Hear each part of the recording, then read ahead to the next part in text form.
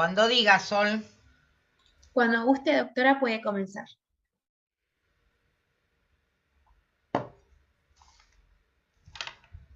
Hola a todos. Welcome everyone. Ya que acá tenemos a Patricio que nos honra desde afuera con la conferencia. Ahora lo vamos a presentar. Pero primero tengo que hacer la bienvenida general. ¿Dónde estamos? Estamos en el capítulo... En el capítulo no, estamos en el curso de estimulación magnética transcraneal, evidencia y experiencia, organizado por la Fundación CENIT y por el capítulo de neuromodulación en psiquiatría. ¿Qué me honra de esto? Me eligió Leandro, pero yo soy la presidente de los capítulos de la Asociación Argentina de Psiquiatras. Y este es un capítulo revolucionario y nuevo. No existió hace 30 años cuando fue el resurgimiento de la P. Lo aceptamos ahora. ¿Y por qué me gusta? Porque es una terapéutica biológica, no farmacológica. Y tal vez ese sea el futuro de la psiquiatría. Tal vez ese sea el presente en las depresiones refractarias. Y de eso seguro nos van a honrar hablando nuestros conferencistas. Les tengo que decir además que nos auspician la Sociedad Argentina de Neuromodulación, la Asociación Argentina de Dolor. Agradecemos a MacVenture, pero lo más importante de esto no es el título, estimulación magnética transcraneal, sino, a mi modo de ver, es el subtítulo. ¿Por qué? Porque dice evidencia y experiencia. Todos, o al menos yo particularmente, estamos cansados de los colegas que leen papers y que hacen charlas y que hacen cosas y que son visionarios y tomados como próceres por leer papers extranjeros.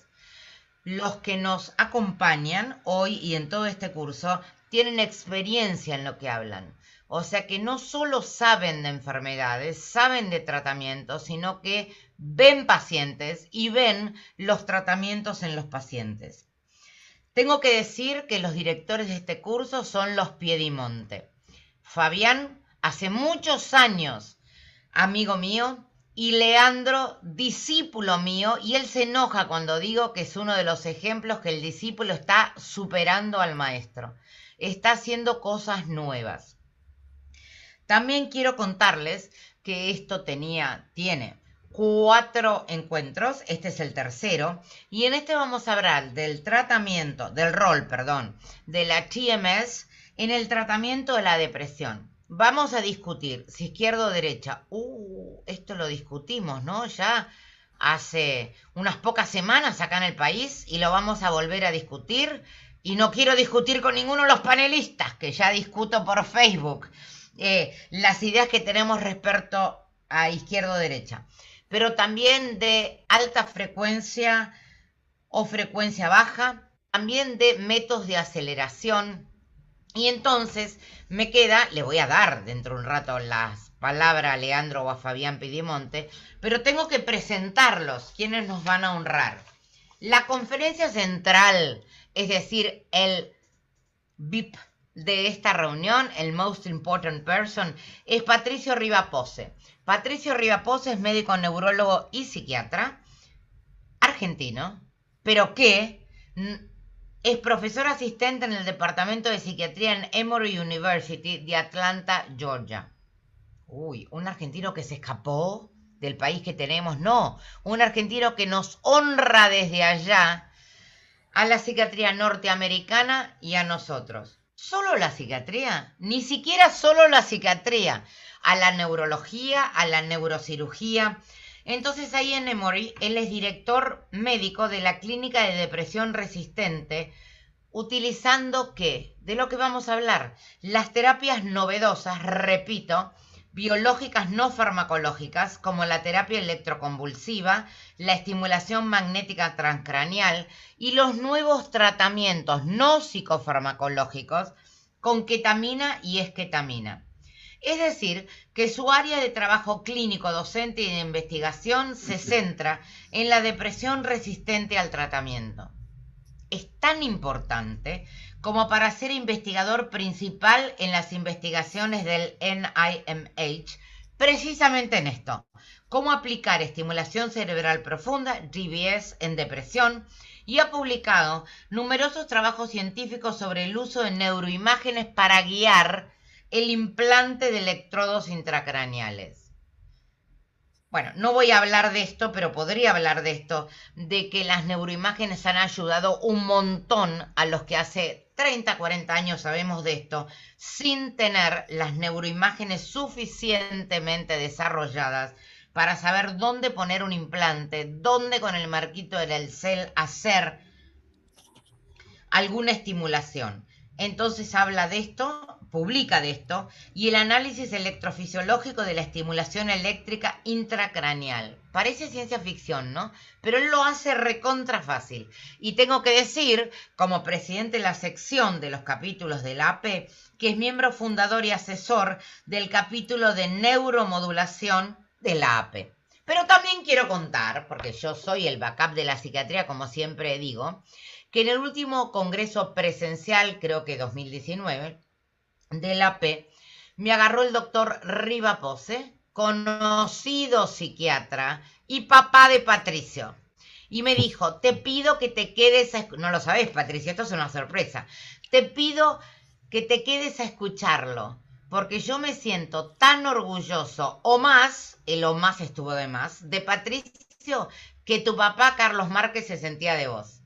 O sea que, Patricio, me quedé obligada por tu viejo pensando esto va a ser un embole y sin embargo aprendí mucho y es un honor, esta era la sorpresa, presentarte en este momento. Antes de darle la palabra a los presidentes de este capítulo, los Piedimonte, les digo que yo voy a ser solo moderadora. Es muy difícil para mí solo moderar porque no tengo nada de moderada.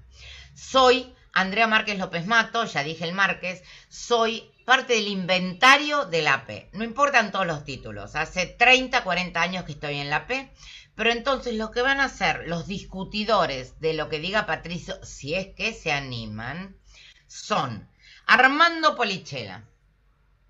Y me comprenden las generales de la ley porque ya dije, lo adoro Armando Polichela. Te lo digo públicamente, Armando, ¿eh? Armando es médico psiquiatra. Armando es director de docencia e investigación de FUBIPA, que saben que es la Fundación de Bipolares de Argentina. Es jefe del Servicio de Salud Mental del Hospital de Rehabilitación Manuel Roca hace muchísimos años. Como siempre quiere parecer joven, todavía no se jubiló. Es profesor de la maestría de psicofarmacología de Favaloro y de los mejores. Y en lo que atañe a la AP, es asesor científico del capítulo de psiquiatría biológica, del cual yo obviamente soy la presidenta honoraria, saben que me dedico a esto hace mucho tiempo. Es un honor que gente, iba a decir gente joven, de gente de mediana edad, ¿te gustó? Que gente de mediana edad se acerque a psiquiatría biológica, pero además es presidente del capítulo de trastornos de ánimo de APSA. Lo he escuchado en miles de conferencias y es otro de los que digo que sabe aunar lo que lee con lo que ve, que no es poca cosa como ya dije.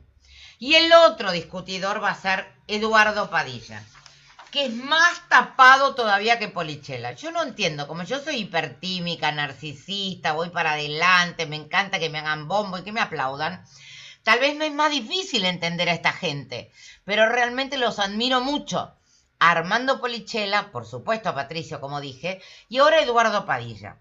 Eduardo Padilla es médico del interior, donde sabemos que todo es más difícil. Sin embargo, es médico especialista en psiquiatría, es docente de la maestría en neurociencias de la Universidad Cayetano Heredia de Lima, Perú, para la cual, Gali mediante, yo voy a hablar cada 2, 3 años.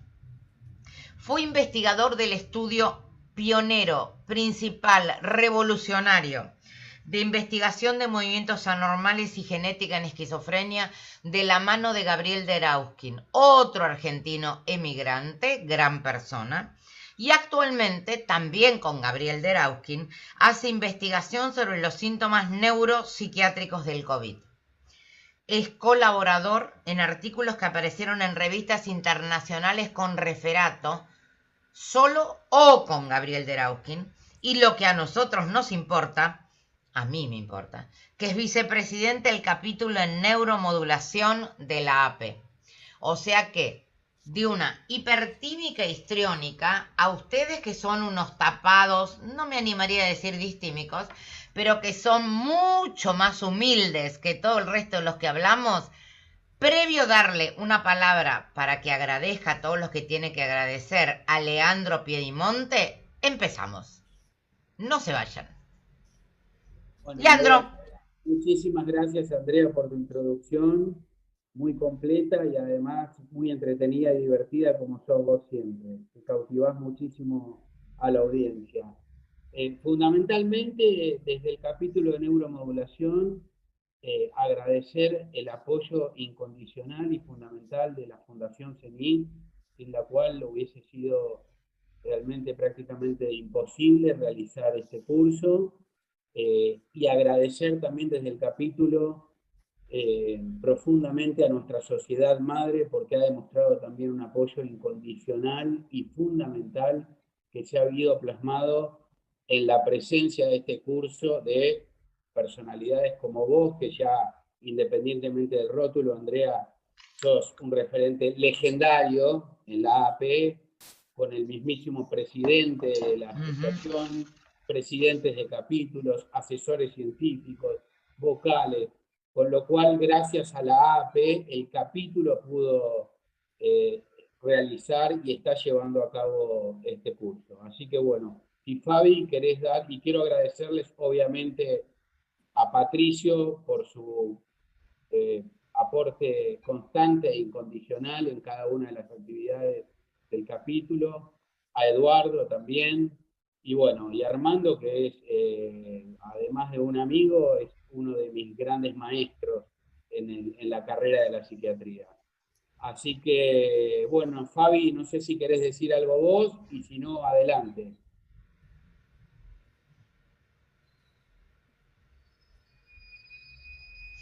Fabi se fue. Todos los hermanos mayores hacen lo mismo, lo digo yo como hermana mayor. Delegamos en los de abajo, ya está.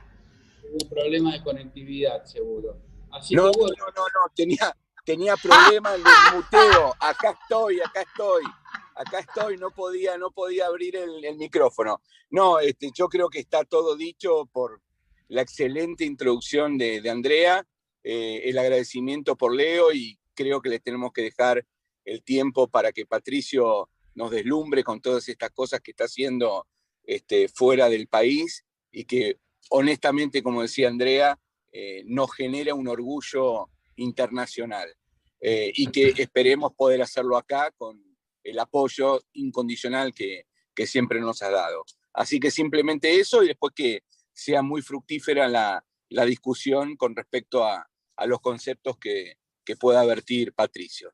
Así que adelante, si les parece. Te escuchamos, Patricio. Bueno, gracias. Gracias, Andrea. La verdad que sí, bueno, no tengo muchas más palabras para decir que las que tú has dicho. Así que pasemos sin...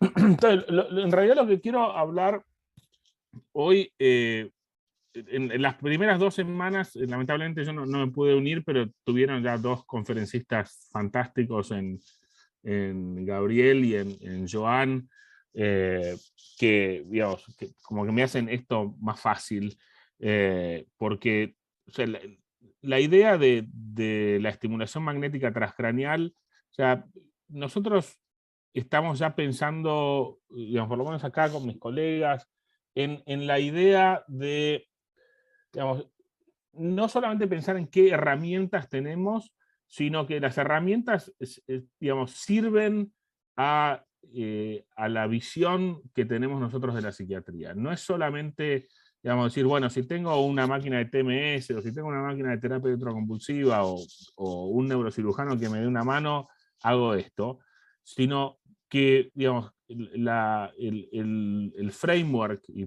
perdón, no quiero parecer snob si uso Spanglish, pero a veces se me escapa. Este marco de pensamiento que tenemos es sea, tenemos pacientes en los cuales lamentablemente las terapias farmacológicas y psicoterapéuticas no han funcionado. Y no es simplemente decir, bueno, tengo esta herramienta, a ver qué hago, sino que una evaluación comprensiva, digamos, exhaustiva, que permita, digamos, evaluar cuáles son, digamos, las posibilidades de tratamiento son fundamentales, porque o sea, cada uno de estos tratamientos tiene sus ventajas y sus desventajas comparativas, a veces hasta el punto de vista logístico. Yo vivo en Atlanta, que es una ciudad, digamos, grande, tiene 5 millones de personas en el, digamos, en el centro, digamos, en el área metropolitana, en el AMBA de Atlanta, y el tráfico es terrible. Entonces, para tratamientos que son, por ejemplo, diarios, como la estimulación magnética transcraneal, a veces eso se transforma en una barrera imposible de sortear. Hace unos años, hablaba con un colega que estuvo en el primer meeting de lo que se llama Brain Stimulation, que se hizo en Kioto, en Kioto, en Japón. Y ahí en Tokio tienen clínicas de estimulación magnética transcraneal que están en edificios justo arriba de las estaciones de subte. Entonces, como digamos, los pacientes en áreas urbanas pueden tomarse el subte, subir el edificio, tratarse para traer TMS, tomarse el subte de vuelta.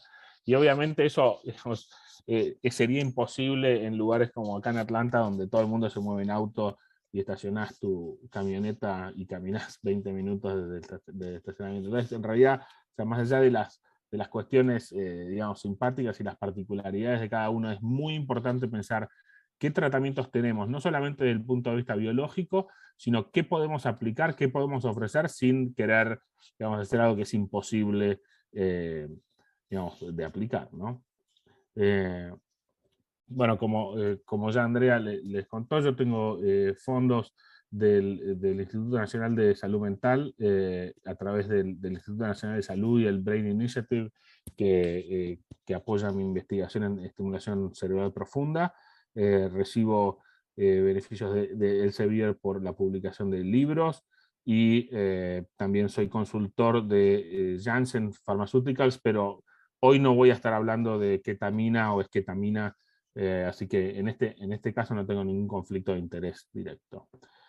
Cuando hablamos de neuromodulación, entonces, digamos, volviendo a esta introducción que había hecho, importante acordarse que tenemos las estimulaciones invasivas, como la estimulación cerebral profunda, la estimulación vagal, y también, digamos, aunque en casos mucho menores, sobre todo en psiquiatría, la estimulación epidural, que es la introducción de estos mismos electrodos, pero a nivel cortical.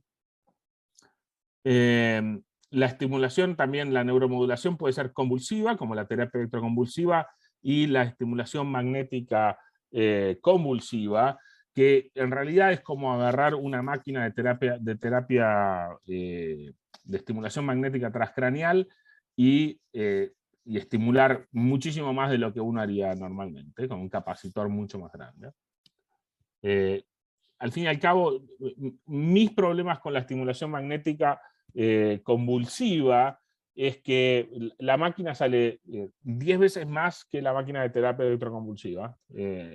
Todavía es off-label, así que no está cubierto por los seguros de salud. Todavía requiere de la aplicación, obviamente, de anestesia, así que uno tiene que, digamos, que estar trabajando en un quirófano, en un área, digamos, de anestesia, y parece tener ciertos beneficios desde el punto de vista de efectos adversos cognitivos, pero, digamos, si uno va a estar haciendo todo esto, en realidad terminamos haciendo terapia electroconvulsiva, que sigue siendo una terapia, digamos, que no está siendo utilizada lo suficiente, en mi opinión, no solamente en Estados Unidos, especialmente, supongo, también en la Argentina, ¿no?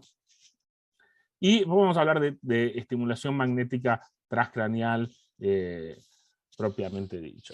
Entonces, ¿cuándo uno podría considerar, digamos, estimulación magnética transcraneal, voy a usar TMS, en depresión? O sea, la FDA cuando aprobó, y ahora vamos a revisar también qué estudios usaron para aprobar este tratamiento, dijeron que pacientes que habían ya fallado más de un tratamiento eran candidatos a recibir estimulación magnética transcranial. Lo que pasa acá, lamentablemente en Estados Unidos, es que para que uno pueda, digamos, indicar esta terapia tan efectiva, piden que los pacientes tengan por lo menos, digamos, después les voy a contar un poco más, pero hay ciertos digamos, seguros de salud que piden que los pacientes hayan fallado por lo menos 4 tratamientos, un tratamiento digamos, de augmentation, ya sea con antipsicóticos o litio, que hayan demostrado haber hecho psicoterapia, digamos, activamente, de las 2 psicoterapias que ellos consideran tienen evidencia para, digamos, para ser evidence-based, la terapia cognitivo-conductual o la terapia interpersonal, pero tampoco consideran ninguna otra psicoterapia como válida. Entonces, a veces tener pacientes que sean aprobados por los seguros de salud para hacer este tratamiento es complicado, pero no es imposible. Y, digamos, gradualmente vamos logrando tratar pacientes, no solamente que han fallado menos estadios de tratamiento antes en este mismo episodio, sino que en realidad lo que nosotros como psiquiatras terminamos digamos, experimentando, y supongo que la mayoría de los colegas acá han visto lo mismo. La mayoría de nuestros pacientes, cuando los tratamos para depresión, ya han estado en 2 o 3 antidepresivos antes. ¿Y por qué es esto? Y porque, por lo menos acá en Estados Unidos, y después me gustaría tal vez que en el panel podamos discutir esto, la mayor parte de la depresión ambulatoria se trata por el médico internista. O sea, el clínico es el primero que empieza tratamientos antidepresivos. Nosotros, digamos, haciendo depresión, yo tengo el título de director de la clínica de depresión resistente al tratamiento.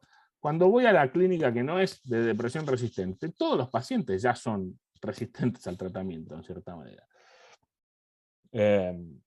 Y me parece importantísimo, entonces, digamos, tener esto en mente cuando discutamos la data, ¿no? Entonces, en neuromodulación, en estas 3 digamos, modalidades que les contaba, siempre vamos a estar pensando, o sea, en este nuevo paradigma de los circuitos neuronales, donde ya dejamos de pensar digamos, en las neuronas como largando neurotransmisores dentro de una sopa, de un guiso, en el cual uno necesitaba una receta para subir o bajar un poco la dopamina o la norepinefrina o la serotonina, sino, digamos, este concepto, es decir, todas estas neuronas se manejan dentro de circuitos, y los circuitos explican perfectamente, digamos, y gradualmente cómo estamos, digamos, entendiendo la psiquiatría y la neuropsiquiatría en el siglo XXI.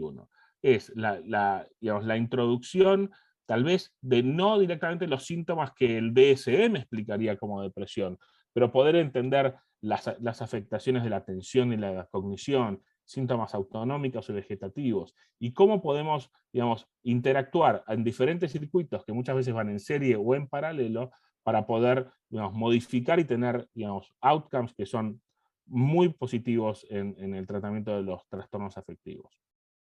Obviamente después elegiremos el target, porque más allá de que estamos entrando a un circuito, tenemos que elegir por dónde entramos, y después, sobre todo, en la estimulación magnética transcranial, y yo supongo que esto ya lo ha hablado Joan Camprodón la semana pasada, entender cómo es la dirección de la modulación. Obviamente la corteza cerebral, para la mayoría de nosotros, suele tener giros, ¿ok?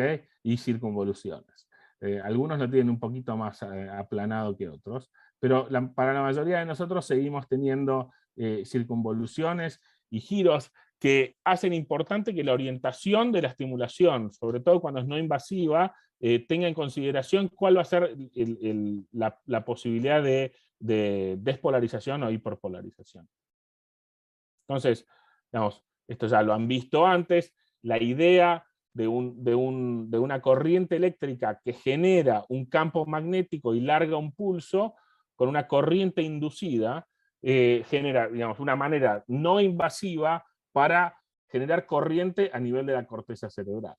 realidad todo lo que nosotros estamos haciendo es simplemente usar el magnetismo para transmitir electricidad, para generar reacciones eléctricas a nivel cortical. Lo interesante de la estimulación magnética transcraneal es que, digamos, pensando también en este concepto de circuitos, no estamos solamente estimulando el área inmediatamente adyacente a donde está el imán, el magneto, sino que estos circuitos generan cambios a nivel, digamos, distal, o sea, más allá de donde llegaría la estimulación magnética por sí mismo, sino que la activación de estos circuitos genera, digamos, efectos que son verificables a nivel distal. ¿Okay? Digamos, muy seguro, pero obviamente el riesgo general siempre de poder tener una convulsión, que yo nunca he visto, y después vamos a hablar cuáles son la verdad de cuánta gente ha tenido alguna convulsión teniendo TMS. Y los parámetros típicos usados en las clínicas de estimulación magnética transcraneal es eligiendo el target de la corteza dorsolateral prefrontal a nivel izquierdo, con, digamos, con una estimulación, una intensidad de estimulación que se basa individualmente en el umbral motor de cada paciente, y eso vamos a hablar un poquito de cómo cambia, y es al 120% de ese umbral motor. Habitualmente con alta frecuencia, que es lo que diríamos de 10 Hz, y con una frecuencia de pulsos de 3000 pulsos por sesión, con habitualmente una duración de entre 4 y 6 semanas, que si lo hacemos 5 veces por semana, son 20 a 30 sesiones.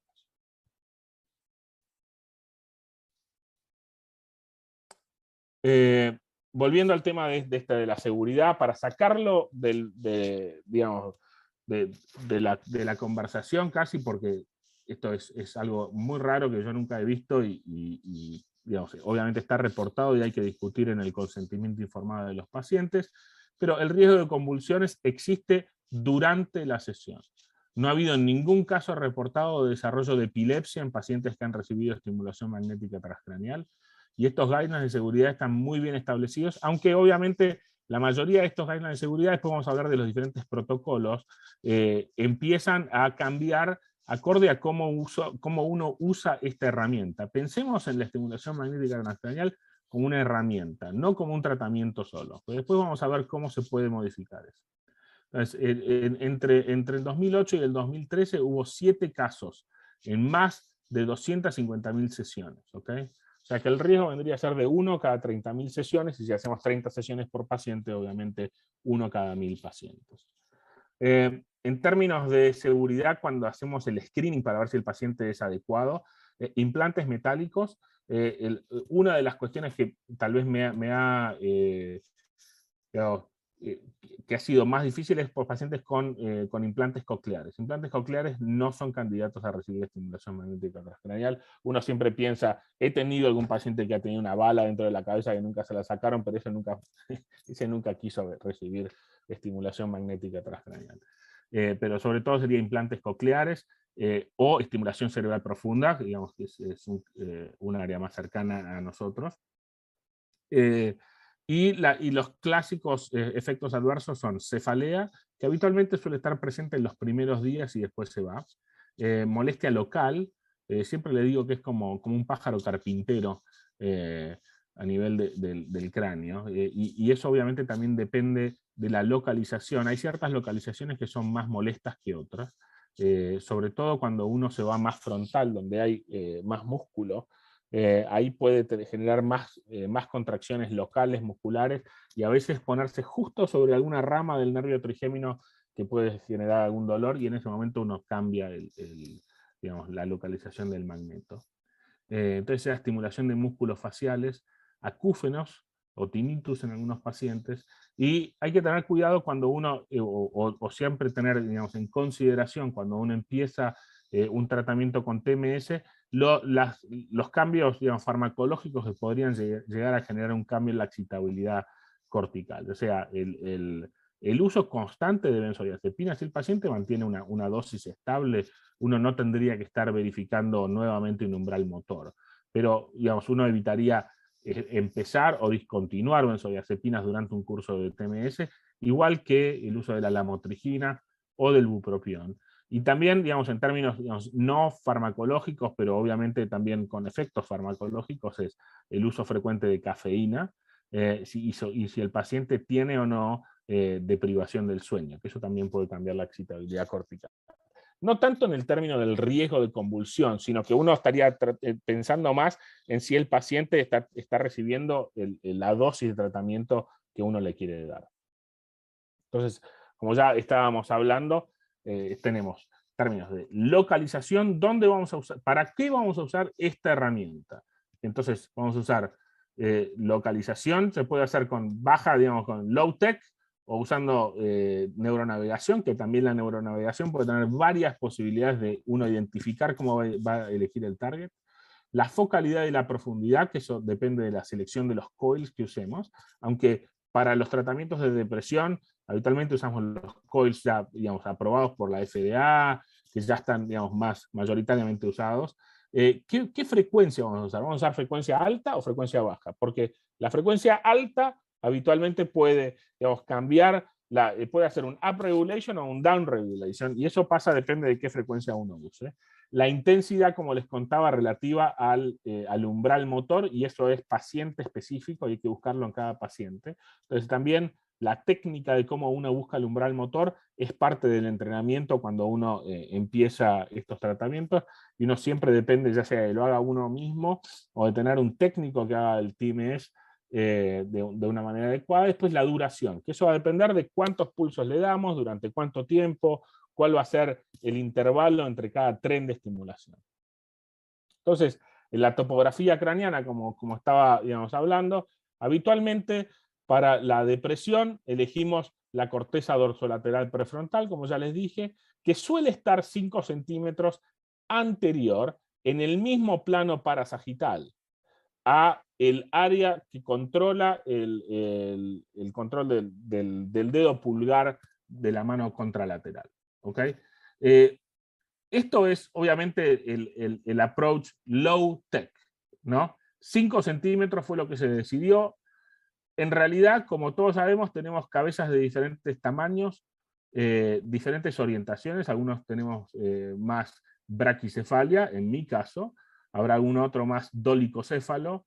Y entonces, en realidad, la regla de 5 centímetros ha cambiado muchísimo. Esto, digamos, como una particularidad. Acá en Estados Unidos depende de las ciudades, donde hay a veces poblaciones de origen asiático, digamos, coreano, japonés y chino, que suelen tener una braquicefalia muchísimo más marcada. Si uno hace una determinación de 5 centímetros y después usase la neuronavegación por resonancia magnética, vería diferencias muchísimo más grandes que lo que vemos en los pacientes habitualmente caucásicos, que la regla de 5 centímetros y medio suele estar bien preservada. Entonces, más allá de eso, también la otra forma es usar la regla de electroencefalografía. Entonces, si se acuerdan de electroencefalografía que dividía, digamos, en diferentes regiones y números, los números impares siempre van en el hemisferio izquierdo y los números pares siempre van en el hemisferio derecho. Entonces, estimular en el área F3, viene a ser en el tercer electrodo a nivel frontal, sería, digamos, la localización de la corteza dorsolateral prefrontal. Y después, obviamente, digamos, si uno se quiere poner más digamos, específico con la determinación del área donde estimular, uno podría usar neuronavegación. Que la neuronavegación no es solamente hacer una resonancia magnética y después, digamos, tener la neuronavegación de la misma manera que un neurocirujano lo hace. Uno puede elegir la neuronavegación de la manera que uno quisiese. Entonces, digamos, hay maneras en las cuales uno puede buscar los blancos terapéuticos, ya sea basados en localización anatómica de la resonancia o a veces localización funcional de la resonancia. Y vamos a explicar un poquito más. Entonces, con la neuronavegación uno podría elegir que el área dorsolateral prefrontal, o sea, que son área de Brodmann 46 y 9, en realidad es un área bastante grande y mucho más grande de lo que el magneto y el área de estimulación tiene, que es 1 centímetro cuadrado, alrededor de 1,5 centímetros cuadrado. Entonces, ¿cómo elegir eso? Es en realidad el secreto, el quid de la cuestión, para saber, sobre todo en depresión, cómo vamos a tratar. En los trastornos obsesivos compulsivos, que supongo que la próxima sesión tal vez hable de eso, la semana que viene, el área dorsomedial y el área premotora suplementaria puede funcionar, y también, digamos, para migrañas en el polo occipital, que eso es mucho más fácil de ubicar, ¿no? Pero la corteza dorsolateral prefrontal es realmente más complicada. La profundidad de la estimulación. Bueno, a ver, si uno siguiese las reglas de la física, ya, cualquier pulso magnético tiene la posibilidad de ser detectado, digamos, ad infinitum. Lo que pasa es que la intensidad de ese pulso se difunde, digamos, rápidamente fuera de, digamos, cuanto más distancia hay del coil, ¿no? Entonces, esta profundidad es más o menos lo que uno estimula y estima que podría estimular. O sea, uno podría llegar a estimular cortezas, digamos, áreas subcorticales, pero la estimulación cortical y aún, digamos, local sería muchísimo más fuerte de lo que el paciente toleraría, ¿me entienden? Entonces uno está limitado a cortezas, a cortezas frontales habitualmente para tratar trastornos psiquiátricos. Hay una nueva estimulación, digamos, más nueva, que se llama el H-Coil, que es como un casco, y ahora después les voy a mostrar cómo, digamos, cómo desarrolla, digamos, digamos, estimula en más áreas. Entonces, digamos, es menos focal, pero al fin y al cabo, digamos, es como tirar como una escopeta más que con un rifle, ¿no? En el cual salen los perdigones y estimulan todos lados. Y lo que vemos, o sea, a nivel de la profundidad de la estimulación, es que en realidad, si estamos entrando al circuito, no importa tanto dónde estamos estimulando acá, sino en qué circuito vamos a estar estimulando, porque las reacciones van a ser distales a eso. Si entramos en el circuito, estamos bien. Entonces, como les dije, o sea, el campo eléctrico disminuye con la profundidad del tejido estimulado. No tiene tanto que ver con, digamos, con el tipo de tejido, sino muchas veces con la distancia hacia la corteza. Por eso los pacientes de mayor edad, que tienen más atrofia y tienen más líquido cefalorraquídeo, la mayor parte de las veces tienen umbrales motores mucho más altos. ¿Okay? Y estos son, digamos, ejemplos de los diferentes coils que tenemos. Habitualmente el coil que usamos para depresión es lo que se llama figura de 8, y acá ven una radiografía. ¿Y por qué yo les contaba? Este es un paper que si tienen la oportunidad, después se lo puedo mandar al grupo. Es un grupo que juntó no solamente pacientes con estimulación magnética transcranial, sino con estimulación cerebral profunda, y yo pude contribuir con los pacientes que nosotros implantamos en DBS, donde también juntaron pacientes que habían tenido lesiones cerebrales. Entonces, digamos, lo que hizo Jan Siddiqui, que es el primer autor de este paper, es identificar que hay ciertas lesiones que están relacionadas a los circuitos que estamos nosotros tratando, y que esos van a tener que ver, digamos, con los circuitos de las enfermedades neuropsiquiátricas. Entonces, tenemos en formas, digamos, diferentes formas de verlo. O sea, si veíamos cómo era el caso de Phineas Gage, pero esto con cientos y cientos de lesiones, más estimulación magnética transcranial y estimulación cerebral profunda, como en realidad estamos todos hablando de los mismos circuitos. Y interesantemente, digamos, este análisis, lo que él vio es que los pacientes que tenían estimulación magnética transcranial y habían estado estimulados más posteriormente, comparado con los pacientes que tenían, digamos, una estimulación más anterior, y todo esto es dentro de la misma corteza dorsolateral prefrontal, estos pacientes con estimulación más anterior son respondedores, mientras que los más posteriores no tanto. Entonces, eso vuelve a traer, digamos, al frente esta discusión de cómo estamos buscando nosotros los targets. ¿Será 5 centímetros y medio? ¿Será 6 centímetros tal vez?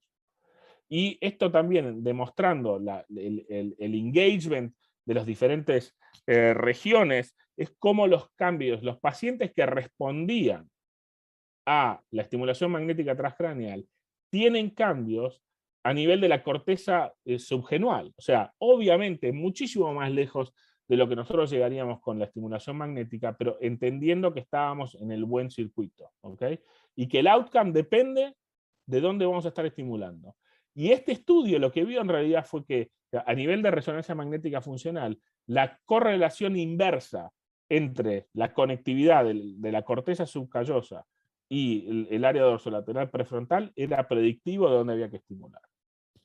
Pero también cómo vamos a orientar el coil. O sea, el coil no se pone así como si nada en un eje, digamos, de X y Y, sino también hay digamos, un pivot y sobre todo también la orientación del coil. Fíjense acá cómo se ve esta figura de 8, digamos, ubicada como nosotros lo pondríamos en estimulación magnética transcraneal terapéutica, como la corteza, esto para lograr un umbral motor, cómo el umbral motor estimula determinada, digamos, corteza, digamos, justamente prerolándica, y cómo cuando uno cambia la orientación a, digamos, en 90 grados, el área cortical que está estimulando es totalmente diferente. Entonces, después cuando hablamos de la estimulación repetitiva, digamos, más allá de los pulsos individuales, que acá vemos, digamos, cómo es para lograr tal vez un umbral motor, después tenemos cómo lo vamos a hacer. La estimulación de baja frecuencia, alrededor de 1 Hz, inhibe la actividad. Entonces tiene como lo que se llama un long-term depression like.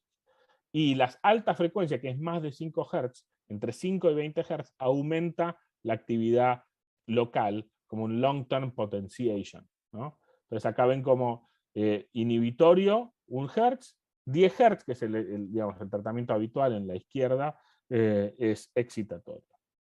Puede ser de pulso único, el paired pulse, y digamos, pasemos un poquito más a, digamos, lo que es la eficacia antidepresiva. Todo esto fue introducción, digamos, hablé casi de introducción más que la doctora López Mato en esto. Pero, digamos, ¿cuál es la eficacia antidepresiva de la estimulación magnética transcraneal? Que, digamos, hubo varios metaanálisis. Este metaanálisis a mí me interesa porque lo que vio fue que, digamos, en términos absolutos, una caída de 4.5 puntos en la escala de Hamilton es muchísimo más que el sham. O sea, no hay tratamiento sham, sobre todo a nivel, digamos, de promedio, en el cual se considera que una caída de más de 3 puntos es clave, ¿no? Y el protocolo con mayor evidencia es el de alta frecuencia, de 10 Hz, en la corteza izquierda dorsolateral prefrontal, con una duración de 37.5 minutos. A veces uno puede acortar la duración al tratar de reducir el intervalo entre cada tren de estimulación.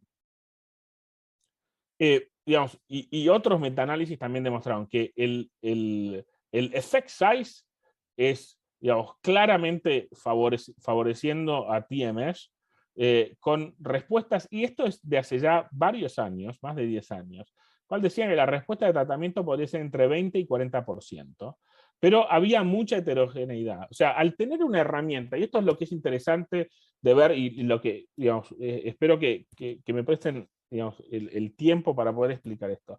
Cuando uno tiene un estimulador magnético, y lo demuestra también el curso que están haciendo acá en la Fundación CENIT, uno puede usarlo para estimular circuitos, síntomas, y teniendo localización, frecuencia, intensidad y cantidad de tratamiento que uno quiere dar, es en realidad cada paper que publica cada uno de estos investigadores de TMS, en realidad yo me río y se ríen ellos también, porque, o sea, cada uno hace un protocolo que es único.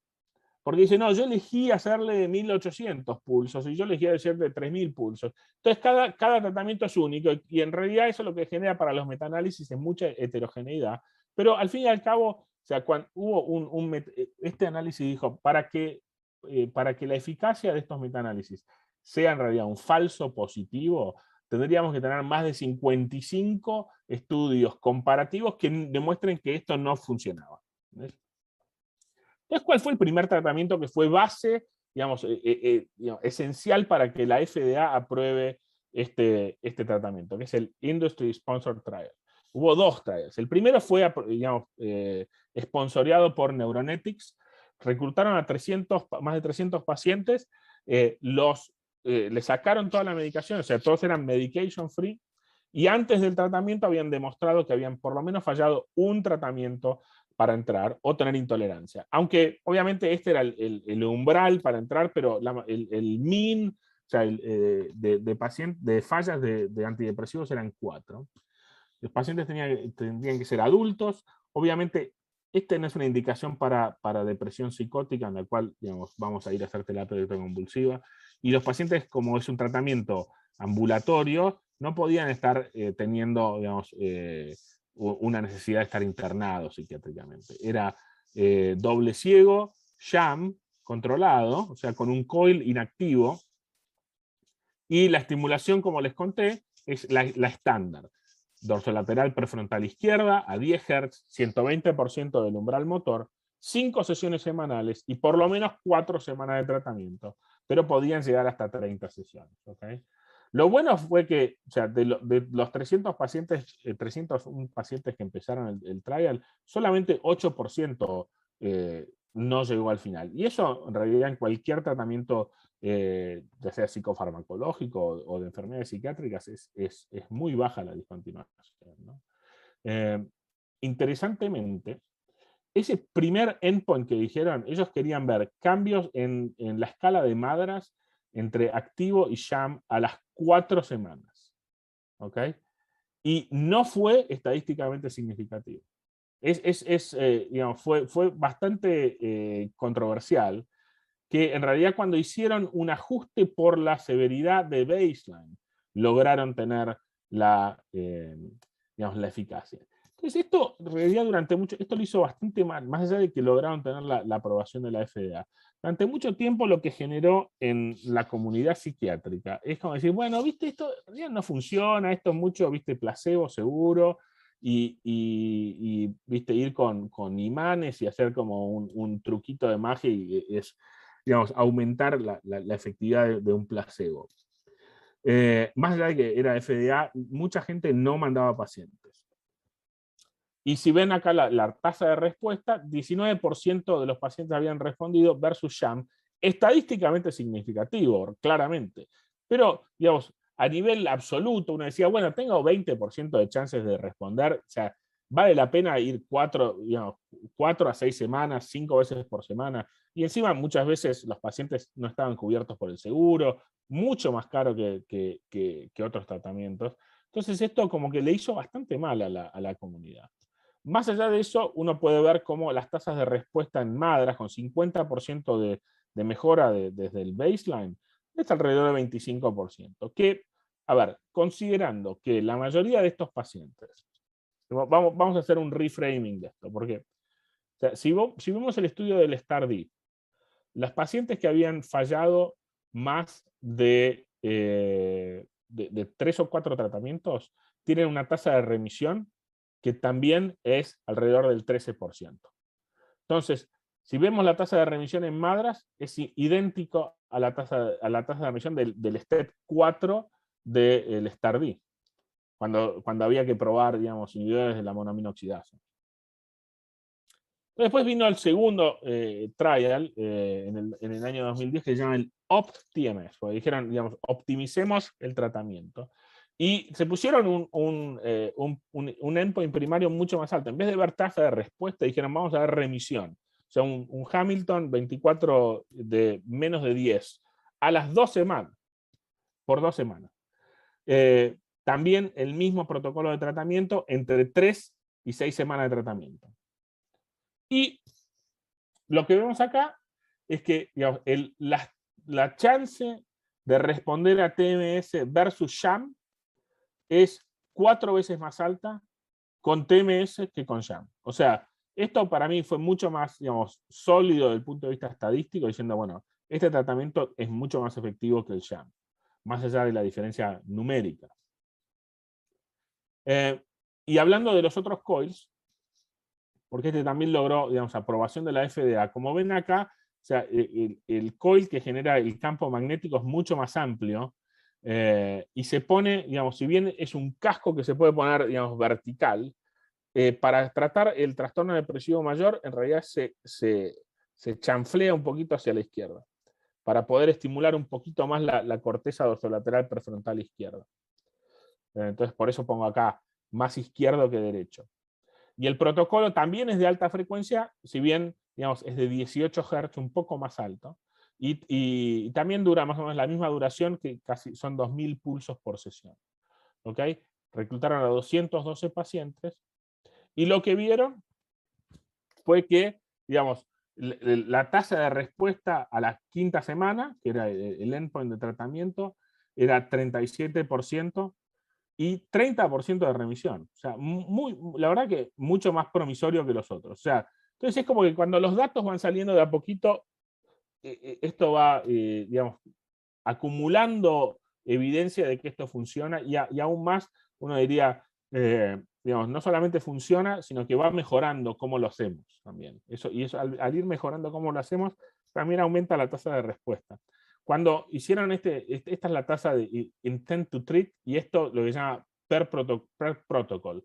Acá habían excluido los pacientes que por intolerancia no habían podido llegar a más del 118% del umbral motor, y cuando excluyeron a esos pacientes que uno diría, bueno, no recibieron la dosis óptima de tratamiento, la tasa de respuesta en realidad también aumenta al 38%, como ven acá, y al 32% de tasa de remisión. Entonces acá está la comparación entre el sham, acá en gris, y en negro el Deep TMS, y ven cómo la separación, y esto es importante para digamos, desde el punto de vista clínico, la separación que nosotros vemos suele manifestarse alrededor de entre la segunda y la tercera semana. Clínicamente, con cualquier coil, ¿ok? Los pacientes suelen responder entre la segunda y la tercera semana. Y la comparación después, o sea, obviamente mucha gente dijo, bueno, pero ¿qué pasa si uno hace alta frecuencia izquierda o baja frecuencia derecha? ¿No? Pues esa idea de que la depresión tiene una preferencia hemisférica y que lesiones en la izquierda y lesiones en la derecha tenían diferentes manifestaciones tímicas, ¿no? Aún, digamos, accidentes cerebrovasculares frontales que han causado, digamos, manía o hipertimia, ¿no? Entonces, este grupo randomizó a 45 pacientes en 4 grupos diferentes y puso más o menos 10 para dar alta frecuencia en la izquierda, 10 de baja frecuencia en la izquierda y 10 de baja frecuencia en la derecha. Entonces quiero en realidad que comparen el grupo 1 contra el grupo 3, que es, digamos, izquierda versus derecha, alta frecuencia versus baja frecuencia. Y lo que ven acá es que a una semana de tratamiento ya había una caída de 5 puntos del Hamilton. Acá también casi 7 puntos de caída del Hamilton. O sea, no es estadísticamente significativo, pero digamos, esto revalidó que la baja frecuencia en la izquierda también funciona. Esto para mí es una buena opción para pacientes que no toleran los 10 Hz. Pacientes que no toleran los 10 Hz, en la izquierda se les puede ofrecer, digamos, validado y apoyado por la data, hacer baja frecuencia en la derecha. ¿Okay? Entonces acá ven cómo, digamos, en realidad no hay una diferencia estadística entre unilateral y bilateral, pero sí hay una diferencia entre sham y el resto. ¿Okay? O sea, el TMS bilateral, esto también es cuando dijeron, ¿qué haces si le haces los dos? Haces 1 Hz y después 10 Hz. O sea, si combinas los dos. Que hay muchos psiquiatras acá que lo que dicen es que si el paciente tiene mucha ansiedad, prefieren también añadir baja frecuencia a la derecha, porque suele tener un efecto más ansiolítico. Nosotros estamos haciendo un protocolo acá, no voy a tener tiempo de discutirlo, pero es hacer antes de la terapia psicoterapia para PTSD, que hacen prolonged exposure, como terapia cognitivo-conductual, el cual hacen no me acuerdo cómo se dice en castellano, pero prolonged exposure para la psicoterapia de PTSD, hacemos una sesión de 30 minutos antes con baja frecuencia en la corteza dorsolateral prefrontal derecha de 1 Hz, y estamos viendo data preliminar digamos, que facilita el engagement de los pacientes en las sesiones en las cuales están, digamos, discutiendo el trauma. Me parece, digamos, muy interesante para poder después pensar en cómo, digamos, esta herramienta puede ser utilizada en combinación con otras cosas, ¿no? Entonces, la consideración de tratamiento bilateral, digamos, se puede hacer perfectamente. Y metaanálisis, ¿cómo fue decir, bueno, bilateral versus unilateral? Bueno, en realidad lo que vemos es que, o sea, no hay una ventaja de hacer bilateral versus unilateral. Entonces, al fin y al cabo, terminamos haciendo más unilateral porque, digamos, obviamente también nos trae un ahorro de tiempo, ¿no? Interesantemente, o sea, obviamente bilateral es mucho mejor que el sham, ¿no? Pero bilateral versus unilateral no hay diferencia acá. Entonces, pensemos, les conté de lo que era la heterogeneidad de los diferentes tratamientos. Entonces, todos estos tratamientos, todos estos papers con muchísimos pacientes, todos en realidad tuvieron un effect size, digamos, que claramente digamos, favorecen a TMS sobre sham. Aunque todavía no hay un estudio cabeza a cabeza que compare diferentes máquinas, ya sea, viste, como ese coil que les mostraba que era como un casco, o Neuronetics versus MacVenture versus MaxTeam, o diferentes máquinas, ¿no? Pero si uno ve, digamos, estudios de efectividad a nivel naturalístico, este paper de Linda Carpenter que está en Brown es muy interesante porque en realidad lo que termina demostrando es que en alrededor de 300 y pico de pacientes tenían una tasa de respuesta entre el 45 al 58% y una tasa de remisión de un cuarto a casi 40% de los pacientes, con edad y severidad prediciendo obviamente el outcome, o sea, cuando los pacientes ya pasan de tener más de 70 años, suele ser más difícil de lograr, ¿ok? Una respuesta. Y yo creo que no tiene tanto que ver con, digamos, con lo que uno diría de depresión, digamos, late life depression, sino que tiene más que ver con la distancia física entre la corteza y el magnet, el coil.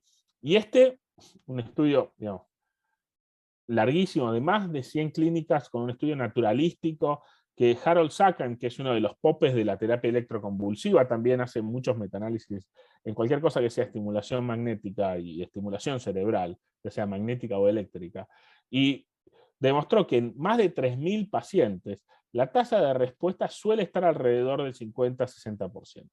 ¿Okay?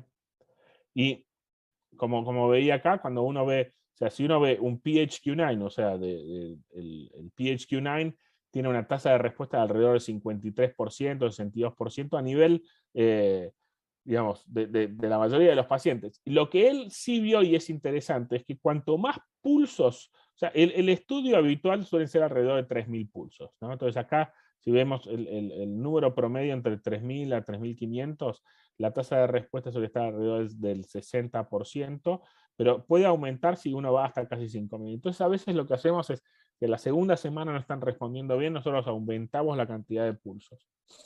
¿Okay? Y para terminar, para ir cerrando, no sé cuántas slides me quedan todavía, ya charlé mucho, pero o sea, hay una cuestión muy interesante. Pensemos en esto como una herramienta de vuelta. Si podemos hacer más pulsos en menos tiempo, ¿cómo lo haríamos?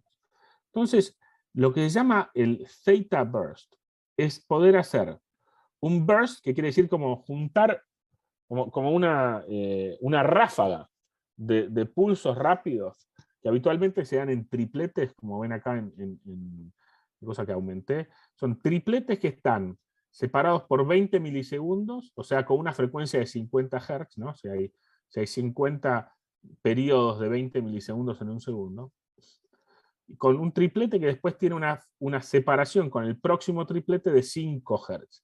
Eso es lo que se llama theta, ¿no? Es si se acuerdan del electroencefalograma y de los ritmos del electroencefalograma, el cual alfa es de 8 a 12. Bueno, el ritmo zeta es a 5 Hz.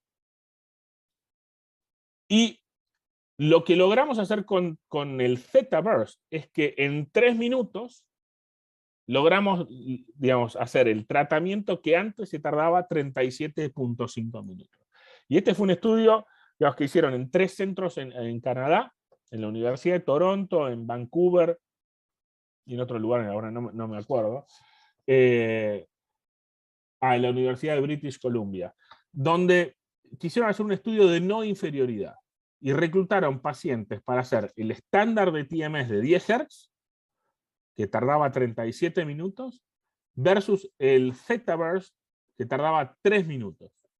Entonces, en 3 minutos versus 37 minutos, y como ven acá en celeste, el Theta Burst es exactamente igual a los 10 Hz que habitualmente dan. Entonces, ahora tenemos la posibilidad de hacer en 3 minutos un tratamiento que antes tardaba 40 minutos.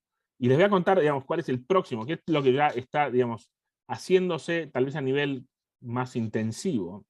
Es lo que se llama el Accelerated Intelligent Neuromodulation Therapy. En Stanford, Nolan Williams hizo este protocolo que se llama SAINT, en el cual, haciendo Theta Burst, logró juntar, en vez de hacer 600 pulsos, que era lo que les contaba que se hacían en 3 minutos, escuchen esto porque hay que prestar 1 minuto de atención para entenderlo. En vez de hacer 600 pulsos, que era un día, el equivalente a un día de tratamiento en el estudio canadiense, él hace 1800. O sea, en vez de hacer 3 minutos, hace 9 minutos de tratamiento, ¿no? Pero en vez de hacerlo una vez por día, lo hace 10 veces por día.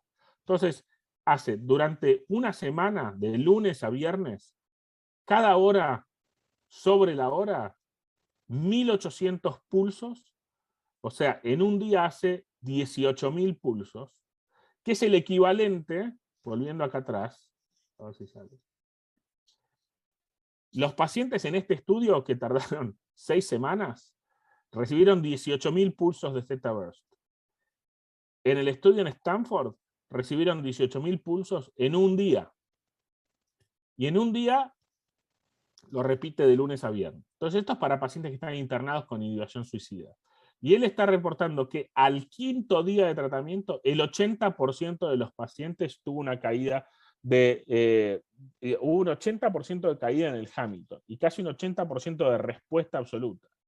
En el cual uno podría hacer tratamientos que son más rápidos en la acción que la terapia electroconvulsiva, porque en una semana tener un 80% de caída, o sea, de la escala de Hamilton 6, que son, digamos, los 6 ítems dentro del Hamilton que son, digamos, más melancólicos, más core melancolia, ¿no? Y en 5 días tiene una tasa de respuesta que es más alta de lo que podríamos, digamos, es casi comparable a lo que uno podría esperar con ketamina, ¿no?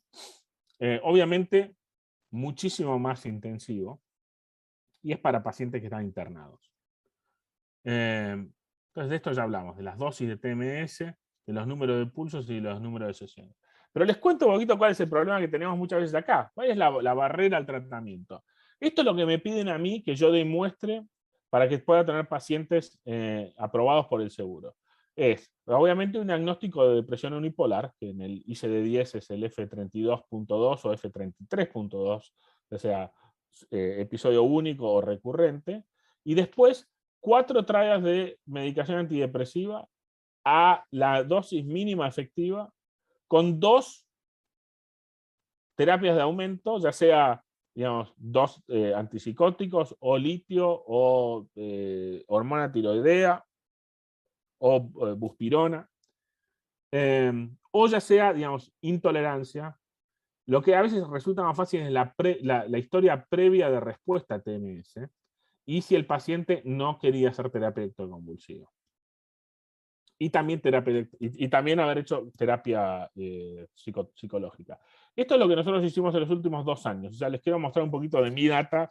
Como decía la doctora López Mato, decía evidencia y experiencia. Nosotros en los últimos 2 años, con el COVID un poco bajó, o sea, razonablemente bajó la cantidad de pacientes que pudimos tratar en persona durante un tiempo. Pero la edad media de tratamiento que nosotros tenemos es de 53.9 años. Importante, o sea, como ven, o sea, la mayor parte de los pacientes son, o sea, 2/3 son mujeres, la mayoría son de raza caucásica y blancos, y todavía 1/3 de estos pacientes todavía trabajan full time. O sea, comparado con el 10% de los pacientes que llegan a terapia electroconvulsiva, uno puede introducir este tratamiento sin necesidad de hacer una disrupción total de lo que es la vida del paciente, en el cual no pueden trabajar, no pueden manejar, necesitan a alguien que los lleve y los traiga.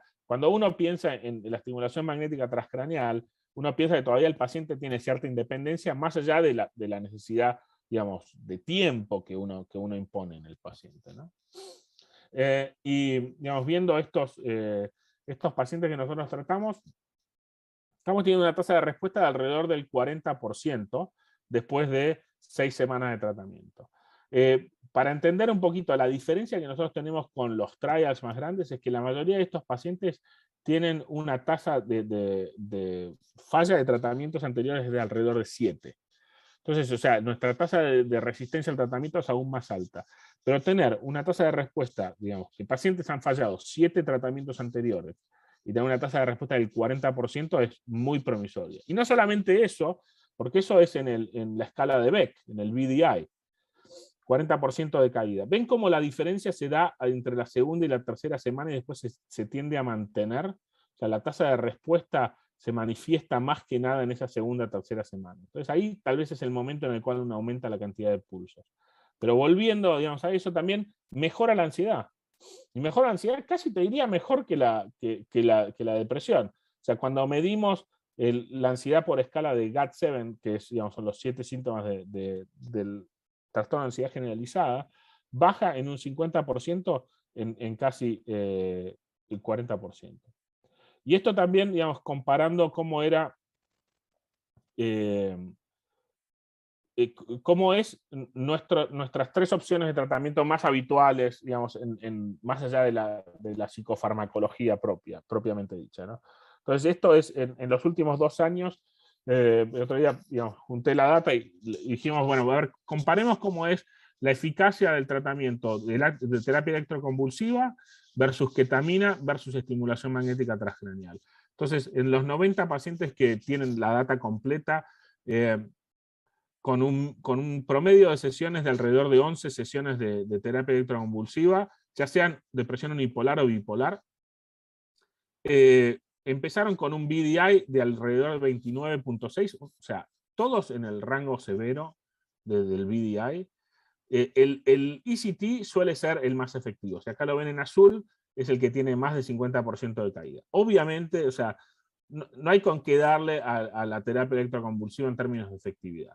Pero pensemos que tal vez antes de llegar a la terapia electroconvulsiva, podemos ya sea tratar con ketamina, que tienen, ya en nuestra experiencia clínica, una tasa de respuesta que es menor a la estimulación magnética transcraneal. Yo entiendo, son 3 semanas, son solo 6 sesiones, pero digamos, uno podría evitar hacer ketamina y tener la misma tasa de efectividad con estimulación magnética transcraneal. Estas son la misma cantidad de pacientes que llegaron a nuestra clínica en los últimos 2 años para poder tratarlos. Entonces, o sea, esto es importante, me parece, a nivel, digamos, en general, digamos, cómo podría uno pensar en nuestros propios ambientes clínicos, donde, digamos, nuestra obligación es traer tratamientos para nuestros pacientes y no necesariamente tratar de hacer un tratamiento porque todo el que se compra un martillo lo que ve es un clavo. Entonces, en conclusión, o sea, el TMS en depresión ya es un tratamiento establecido. No hay digamos, evidencia que demuestre que esto no funciona. Es seguro, es eficaz, es versátil en términos de aplicación. Cada vez más estamos encontrando que tal vez hay ciertos grupos de pacientes que pueden responder a cierto tipo de estimulación en específico. Sobre todo, digamos, la versatilidad que nos dan ciertas máquinas para poder hacer muchísimos más tratamientos que antes. Los protocolos están mejorando la eficacia y hay nuevos métodos de localización que todavía no son aplicables a nivel clínico. Bueno, yo no todos los, o sea, ninguno de los pacientes que nosotros tratamos desde el punto de vista clínico en general, los mandamos a hacer una resonancia para hacer neuronavegación.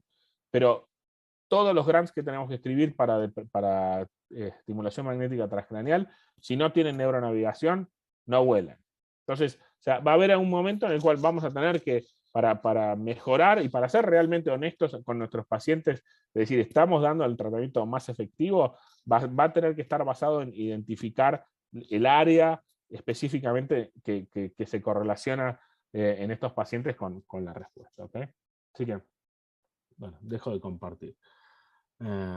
Bueno, gracias. Así que me pasé un poco y ya no sé si ya empezó el partido de Argentina, así que no se vayan todavía. Gracias, Patricio. Tu papá tenía razón. Con eso te digo todo. Así que ahora quiere hablar primero Armando, primero Eduardo, acotar algo. Armando, por abecedario te tocaría a vos.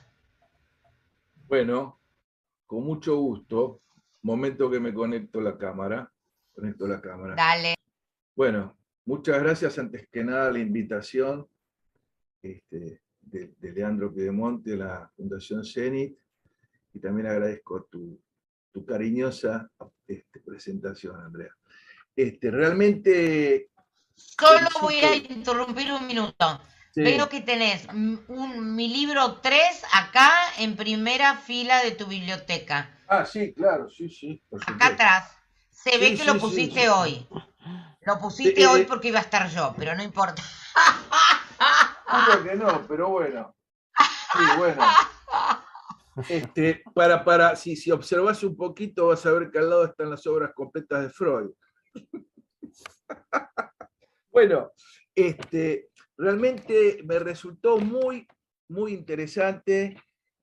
Creo que los que trabajamos con pacientes graves, especialmente con pacientes con trastorno del ánimo, vemos con mucho entusiasmo estas nuevas posibilidades terapéuticas, ¿sí?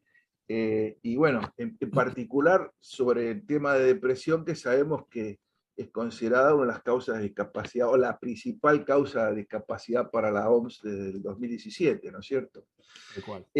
Realmente me parece muy interesante. Yo quería hacer algunas preguntas, si se me permite. Bueno, aparte, insisto en felicitarlo por la claridad realmente notable en la presentación. Y quería saber, digamos, cuál es la experiencia. A ver, dentro de las depresiones resistentes hay bastantes estudios, tomando en cuenta los conceptos clásicos de depresión resistente, que hablan de que un porcentaje alto de esas depresiones podrían pertenecer al espectro bipolar.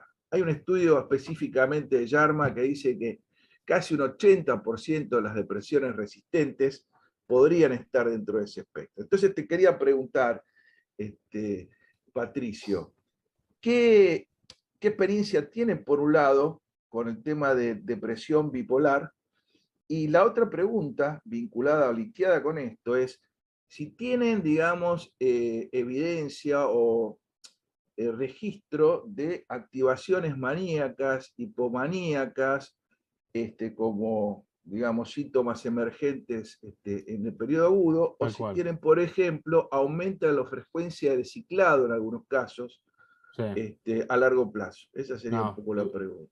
Es buenísimo, y la verdad que, o sea, lamentablemente, o sea, como les contaba, o sea, hacer un tratamiento de estimulación magnética transcranial que no está cubierto por el seguro, acá en Estados Unidos es carísimo. O sea, y entonces, o sea, salen más de $12.000 o algo así. ¿Ok? La FDA solamente aprobó el TMS para depresión unipolar.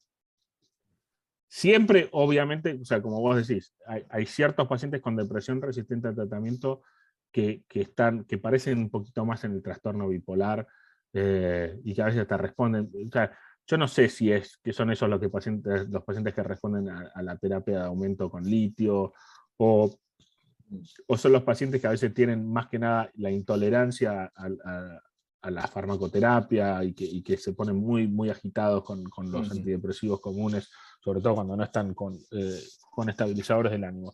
Pero, o sea, en los tratamientos estándares, o sea, de 10 Hz, o sea, el tratamiento estándar de TMS es rarísimo ver, digamos, ya sea activación, digamos, a nivel, digamos, viste, cuando se empiezan a poner un poquito hipomaníacos, y nunca he visto un switch maníaco.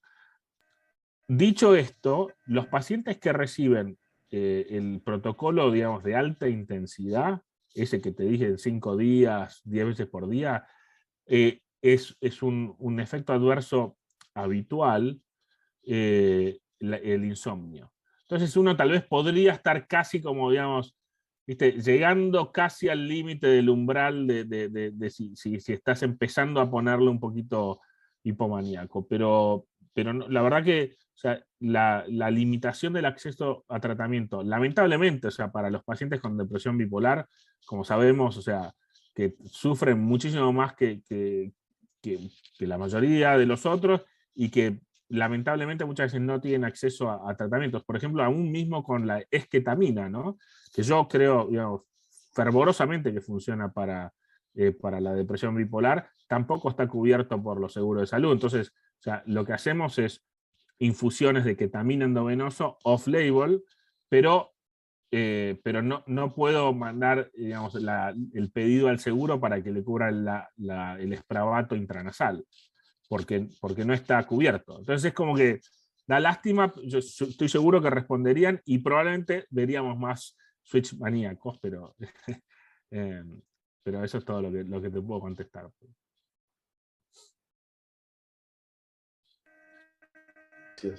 Gracias. Bien. Patricio, felicitaciones por tu exposición y gracias por la invitación y por la presentación. Quería hacerte una pregunta. Vos pusiste en el tapete el tema de costos de esto. ¿Crees que esto que has comentado, que es muy interesante de los tratamientos Accelerate y de Thetaverse, ¿crees que de alguna manera esto va a cambiar el tema a largo plazo de costos? Que vos mencionabas recién, $2.000 puede salir un tratamiento, una cifra imposible de pensar ya para nosotros. Sí. Por ahora... Discúlpame, y otra cosita más. Sí. No, cuando hiciste mención a la intolerancia de los 10 Hz para pasar de izquierdo a derecho, ¿qué tipo de intolerancias aparecían o qué es lo que vieron más frecuentemente? Lo más común es cefaleas. En los pacientes que tienen migraña es a veces empezar con una jaqueca, pero más que nada es la intolerancia del tapping. Les molesta mucho, son muy sensibles al sentir el pájaro carpintero, como les digo. Y eso a veces lo que hay que hacer es simplemente bajar. O sea, la técnica que nosotros hacemos acá es, uno no empieza el día 1, tratamiento 1, al 120%. El primer día le das tal vez 90%, el segundo día 100%, el tercer día 110%, y recién al final de la semana estás al 120%, con esos pacientes que tienen más dificultad en la tolerancia. Con el lado, digamos, y eso es 10 Hz. Entonces, o sea, lo que habitualmente pasa es, o sea, durante 4 segundos uno recibe 40 pulsos. Es como... y después un silencio de alrededor de 27 segundos. Se puede acortar, ¿no? Pero durante esos 4 segundos es, digamos, es una ametralladora, ¿no? Con el de 1 Hz es tac, tac, tac. Es muchísimo más tolerable. ¿Ok?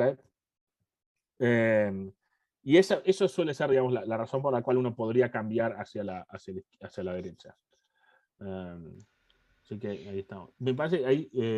Tengo preguntas. Sí, Tengo preguntas del público, además de miles de felicitaciones.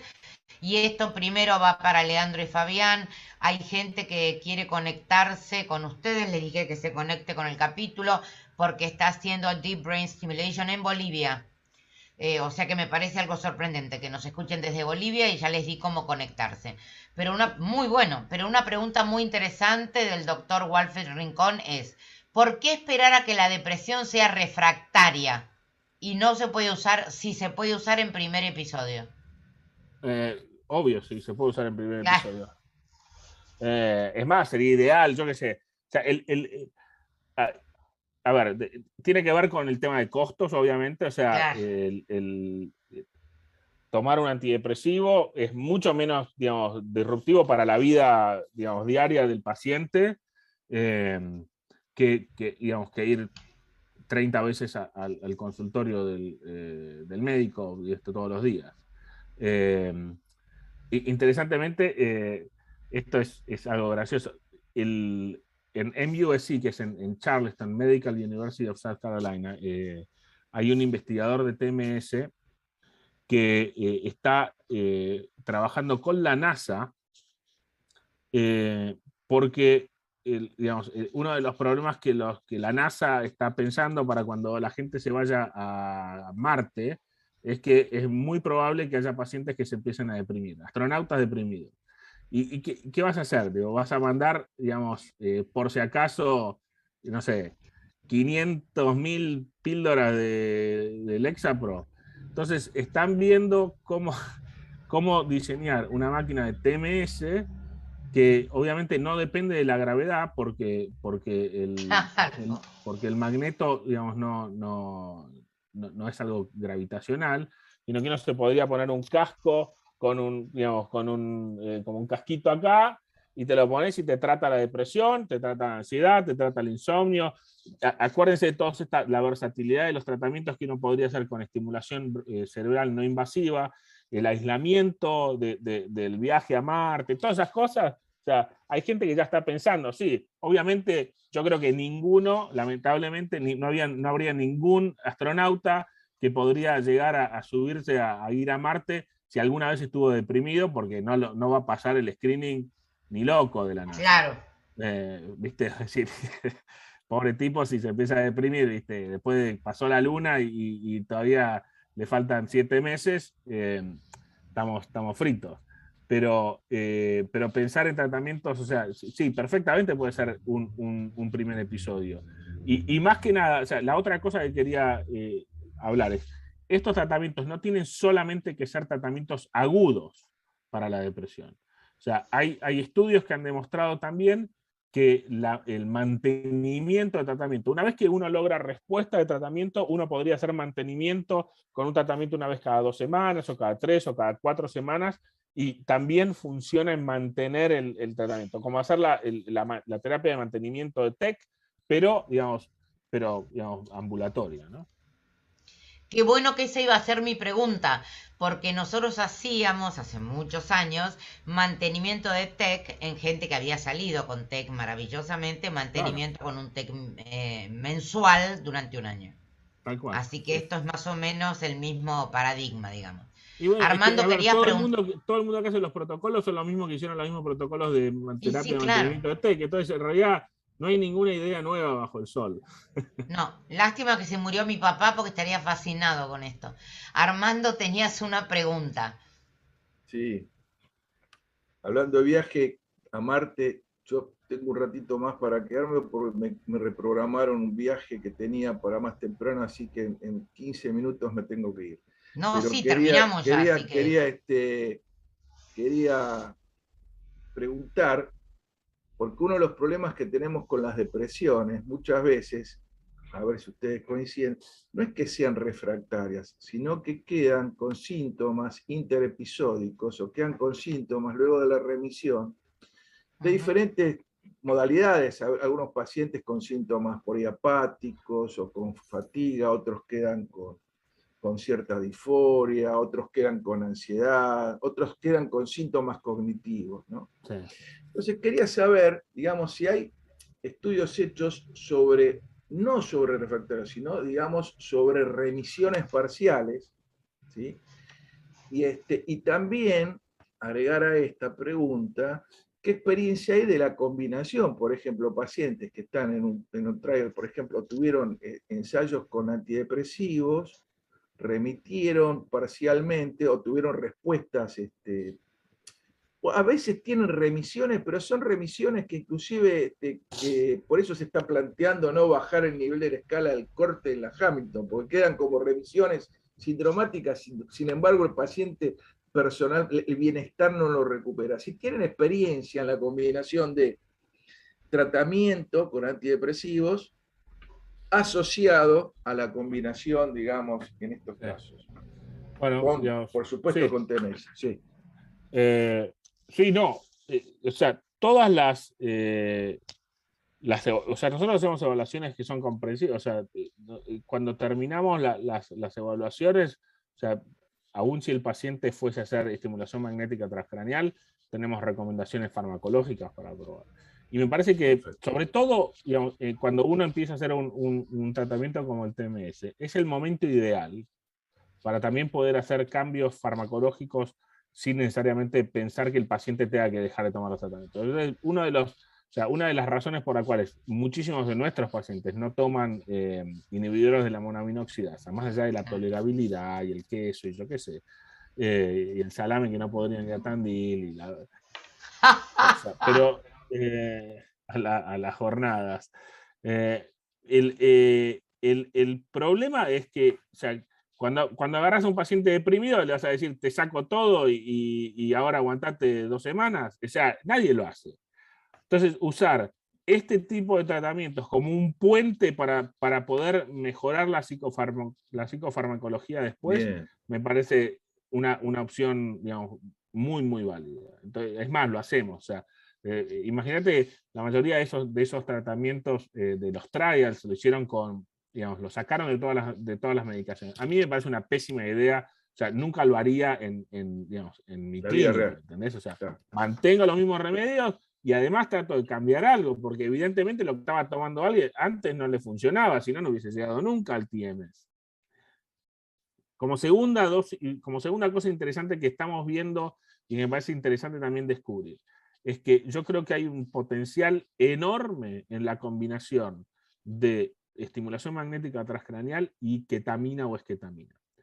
Porque, o sea, si vemos los estudios digamos, neurocientíficos que muestran los cambios neuronales rápidos, digamos, de agudo en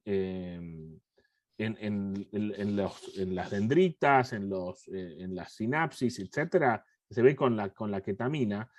Yo, digamos, la metáfora que uso es como decir, o sea, y lo he hecho en varios pacientes, o sea, es una infusión de ketamina, no cuando el paciente está todavía, viste, en la ketamina, ¿entendés? O sea, así todavía disociado y nada de eso, pero el paciente se recuperó, fue a tomar un café, comer algo, y después vuelve y haces un tratamiento de TMS. Y a mí lo que me parece, digamos, la metáfora que uso es como que si la ketamina fuese el fertilizante para que después el TMS, que modula circuitos, Sí, claro. trabaje sobre un tejido que está, digamos, plástico, ¿no? Sí, sí, un Hablando de terreno más plasticidad. fértil, sí. Terreno más fértil. Ahí Sí. la doctora Schlusselberg pregunta si en niños se ha aplicado TMS. O sea, no sé si en niños, pero para la depresión adolescente funciona y funciona bien. ¿Okay? No soy un psiquiatra, digamos, infanto-juvenil, ni quiero serlo.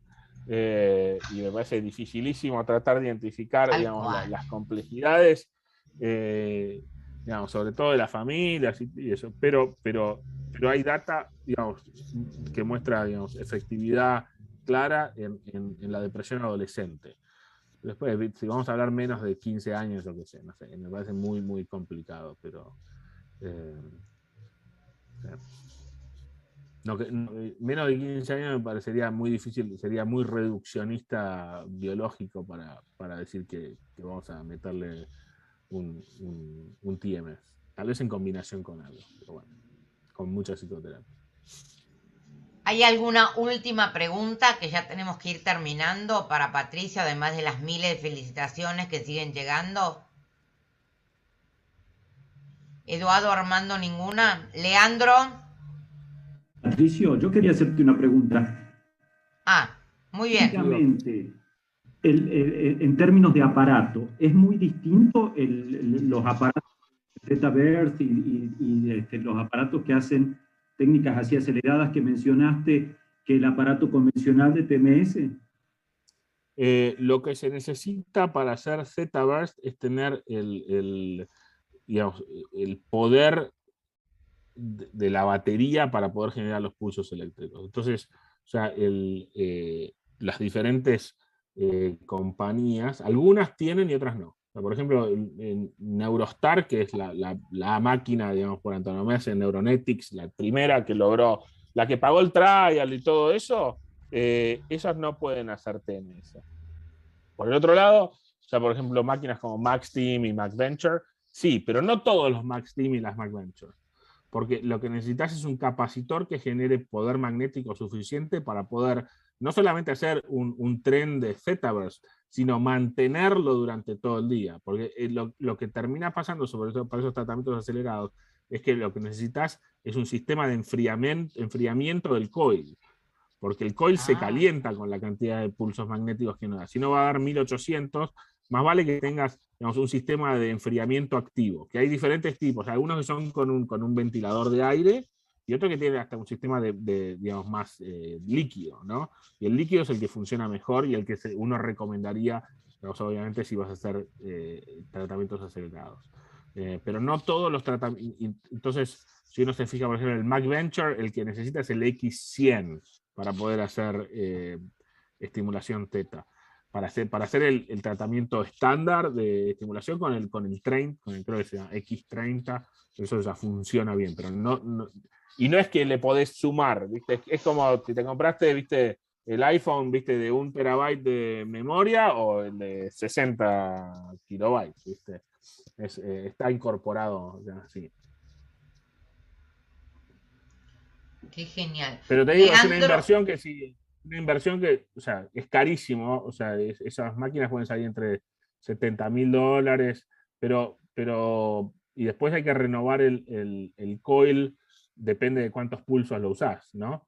Pero imagínate si podrías hacer tratamientos cada 3 minutos con pacientes, o sea, sería por bárbaro. eso, ¿lo amortizarías en cuántos pacientes? ¿Acá? Sí, Se con esos amortiza rápido, no $70.000 sé. lo amortizás en cuántos pacientes allá. No sé, la verdad que no sé porque, o sea, del punto de vista de los números acá, o sea, yo no cobro por paciente, yo soy un asalariado. Qué lindo que es. Leandro, yo ahora te voy a dejar que vos cierres. Lo único que quiero preguntar para hacerlo más humano todavía, Patricio, es ¿cómo se te ocurrió dedicarte a esto? Con un papá psiquiatra tradicional. Y bueno, viste, es así, traté de irme, pero no pude. Yo primero hice, o sea, yo terminé la facultad en la UBA y no sé si hay algún psiquiatra acá del hospital italiano, pero en el examen de residencia, fue el mismo día del examen de residencia, fue un día siguiente, digamos, consecutivo. Fui a rendir para neurología en Fleni y para psiquiatría en el hospital italiano, y después también había rendido para psiquiatría en la municipalidad. Pero todavía el concurso de la municipalidad, eso que viste que vas creo en el Teatro Gran Rex, donde iban, viste, Sí. te parabas a elegir, todavía no había llegado, y fui a entrevistar a Fleni, y apenas volví de Fleni, me llamaron y me dijeron, ¿querés quedarte para hacer? Y ahí dije, a mí me encanta la semiología, me encantan los movimientos normales, entonces dije, vamos a hacer neurología. Y al día siguiente me llamaba italiano y dije, ay, ya dije que sí a Fleni. Así que hice neurología y en realidad, o sea, desde el principio que había hecho neurología sabía que había algo, digamos, en realidad estamos todos compartiendo el mismo cerebro. Entonces, poder hacer esto en psiquiatría me encanta porque es hacer las dos cosas. Perfecto, me encantó. Porque ahora, Leandro, decís lo que quieras. Yo lo único que voy a decir es esto: que lo sabía sabio, lo sabía estudioso, lo sabía buen mozo y ahora lo sé humilde y su carrera. Me falta preguntarte si estás casado, si querés que te consigamos novia, pero eso es cuando No, vengas al casado. país. Leandro, te dejo a vos para... Estoy casado, tengo 5 hijos. Ah, mira, yo también, y Erauji nos gana. Así Sí, que, Leandro, te dejo obvio para que cierres tus jornadas que estuvieron maravillosas. Bueno, Patricio, una vez más, gracias por habernos ilustrado con tu brillante y clarísima exposición. Gracias a vos, Andrea, por haber moderado con tanta prolijidad y tan buena onda. Y bueno, en nombre de Fabián y mío, también agradecerles a Armando y a Eduardo por haber participado como panelistas. Y ya nos estaremos encontrando el próximo jueves en el módulo de dolor. Dale. El próximo jueves es mi cumpleaños. O sea que yo voy a estar, pero me soplan una velita. Dale. Adiós, gracias. Hasta luego, gracias a todos. Gracias a todos, gracias Patricio. Muchas gracias.